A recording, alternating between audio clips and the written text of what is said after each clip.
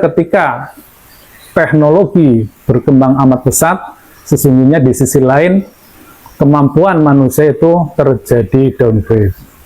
Dan tidak hanya di bidang kehidupan pada umumnya, tetapi juga pemahaman agama juga seperti itu gitu.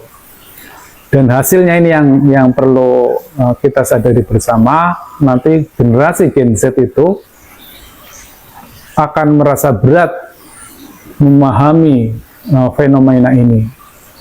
Maka yang terjadi sekarang itu banyak sekali orang-orang yang mulai menjadi tidak aware terhadap agama. Istilahnya adalah agnostik. Dia bukan kafir itu, dia bukan orang yang tidak percaya dengan adanya Tuhan itu.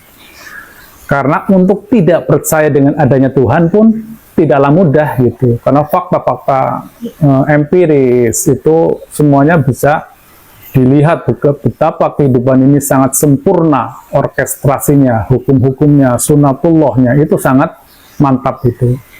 Sehingga sulit juga untuk tidak bertuhan.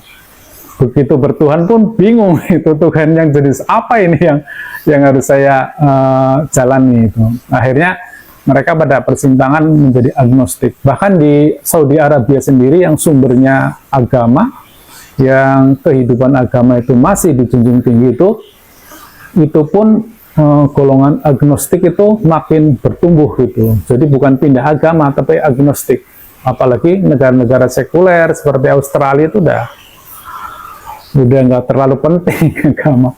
Bahkan yang penting nilai-nilai kemanusiaan yang menjadikan sebagai rujukan lah. Karena faktanya demikian itu. Nah, untuk menyelamatkan manusia dari hal tersebut, maka kami dari Thariqat Naqsabandiyah Khalidiyah, kami mempelajari atau mengeksplorasi bagian yang paling genuine, paling otentik dalam diri manusia, yaitu ruh. Karena ruh itu adalah entitas ilahiyah. Banyak sekali ayat-ayatnya yang menyebut bagaimana keberadaan ruh itu. Jadi ruh manusia itu punya banyak sekali dimensinya itu. Tidak seperti yang sering saya sampaikan, ruhmu itu tidak sama dengan ruh kambing, tidak sama dengan ruh monyet, apalagi ruh kodok dan ruh cacing.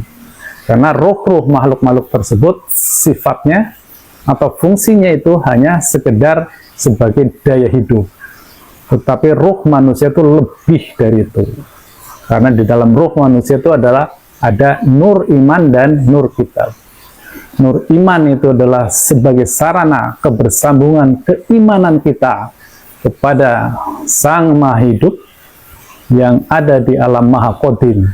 Itu adalah nur iman kita.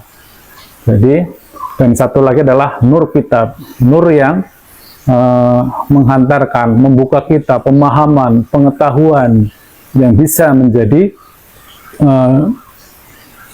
rujukan bagi kehidupan kita, sehingga sesuai dengan apa yang Allah Subhanahu wa Ta'ala telah sampaikan melalui wahyu-wahyunya. Nah, itulah yang membedakan ruh manusia dengan ruh binatang itu. Makanya di Thariqat kita ini mengaktifasi ruhani itu adalah menjadi hal yang paling utama.